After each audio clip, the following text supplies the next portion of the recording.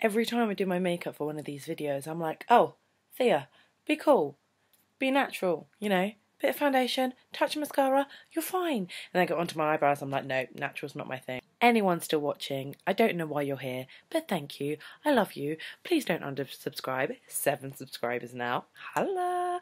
But yeah, I wish I had a really cool, like, gritty reason as to why I haven't been posting, and I haven't. My social life just exploded, and I got invited to loads of stuff, and I was like, really? Me? Okay.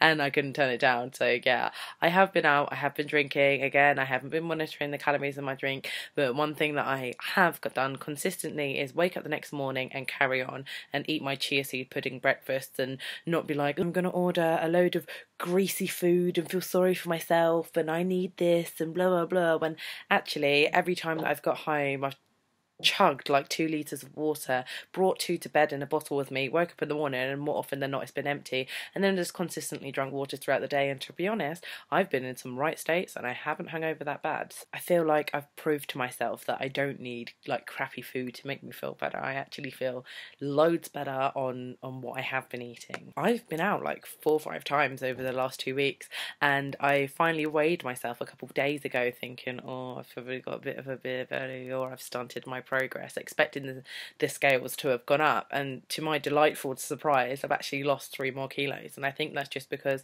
I've stuck to the eating and I've still done my exercises, so that's 10 kilos down in total. But let's have a look back over the last week. So I am back in Claire's kitchen and we're making breakfast. Like I said, we are making separate breakfasts now. We're still using the cherry pie fudge oats just because the Fit Girl McMuffin seemed a bit hassly, so we decided to stick to what we knew. I'm on the chia seed puddings, which I actually managed to get Claire to record for me, so you will be able to see how I make it. I say it like it's really difficult when it's actually really not. But I use 5 tablespoons of chia seed. I use a 1:3 ratio. I find 1:2 a bit stiff. 1:3 gives it a nice porridgey texture in the morning. So yeah, 5 tablespoons of chia seed, and I use soy milk just because it's low fat and I'm also intolerant, so you can use whatever milk you like. I put the honey in the night before, and then I just top it with my chosen fruit in the morning, which is why you'll see a gap in the top of the jar.